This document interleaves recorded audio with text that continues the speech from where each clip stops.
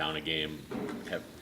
I'm sure you want to get one. I don't know if you feel like you have to get one, but what is sort of the mindset as you're going through film and knowing that this place is, they're going to try to get up 3-1 and maybe try to, kind of do what they've done the last few quarters and jump out early and kind of, really put you guys behind kind of an 8 ball here. Yeah, I mean, I think, look, understanding what they've done well, what we need to improve on, and then what we've done well that has worked. But I think the most important thing is, when you get into playoff series, I think too often from a mental standpoint, it's easy to look ahead and try to win. I try to think, hey, we're down 2-1 in order to win this. We got to come back to Indy for a game 6. Like, I don't think that's where you can go mentally. I think you got to understand we got one game. Like, we play tomorrow, and we play in a hostile environment. We play against a great team, and we got to go out there and try to win that game. And you got to take it really one game at a time. I think that's what we've done great in the past, and I think teams and even us in seasons where we haven't done great in the playoffs, it's been a little bit of, hey, we got to focus on one game. It's not about the series anymore as much as it is about playing the Indiana Pacers tomorrow on Sunday and making sure that we're ready to come out and understand how we need to start off the game because they've been getting out to great starts. What do you think was what do you think was the most drastic maybe difference between that first quarter and the next 3 quarters that you guys saw on film today?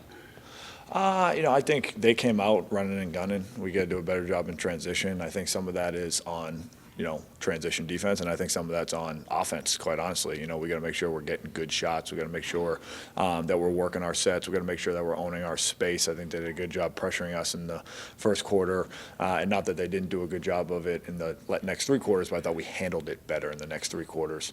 And then I think the obviously glaring one is rebounding, defensive rebounding. I think Bobby told me they had 50 second chance points, which I didn't even know that was possible. But I know they had a lot of offensive rebounds, and so it makes sense as to how they'd have so many second chance points. And I think that's something that, when we're doing well defensively, we can't give them another opportunity at it. That's just putting more strain on a defense than needs to be. With Giannis out and, in the moments that Dame's not on the floor, there's times where you play the point guard, and your main goal is get Chris the ball on the left wing. Mm-hmm.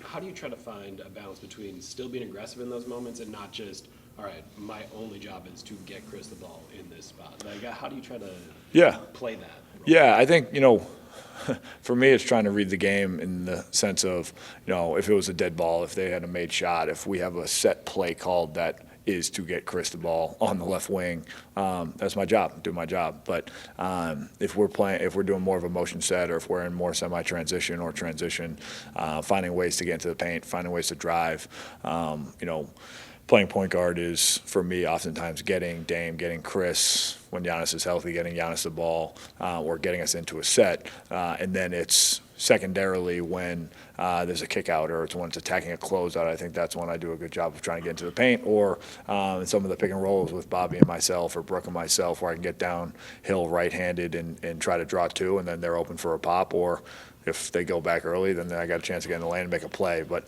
I think finding ways to be a little more aggressive will be important on Sunday to try to alleviate some of that pressure on Chris and Dame.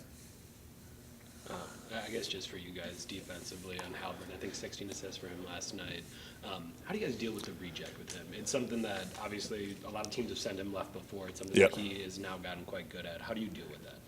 I think it's trying to make him a little more uncomfortable, but it's not just trying to make him a little more uncomfortable. I think obviously he's a great passer, and he's a tremendous passer going to his right hand, and he's a good passer going to his left too. But I think it's about having our team defense be a little bit more in unison in what we're trying to do, not just on him, but on the guy who's rolling. It's the weak side pulled in enough to make it look like a crowd, to make it look like a little bit less of an easy pass while we're applying some ball pressure. I think those seconds to split seconds, make a difference. I think that comfort to uncomfort line is gray and makes a difference. One guy can feel a little bit more uncomfortable.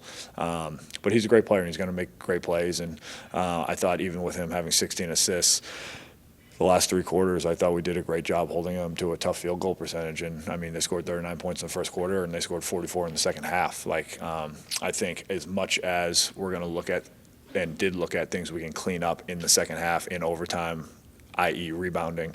It was really that first quarter that killed us, that we were coming out fighting from behind from the get-go. You've all talked about finding your own offensive pace.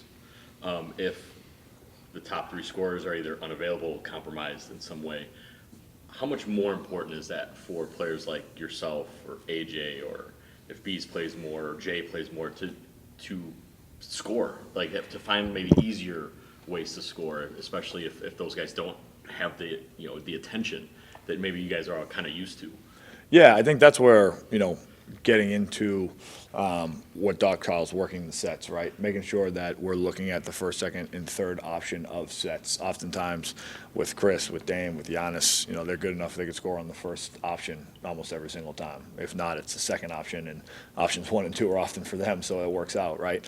But as Dave and they're in different places with health and things of that nature, and availability, it becomes more on us as a team to work the sets and make sure that we're more attentive to detail on it. Like with the pressure they have, we have to set screens, but at the same time, we can't set and hold as much because we got to get out when they're doubling Dame or adding pressure with the big.